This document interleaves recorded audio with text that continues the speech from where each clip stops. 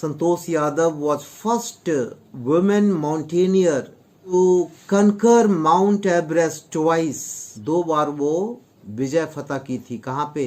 Mount Everest पर.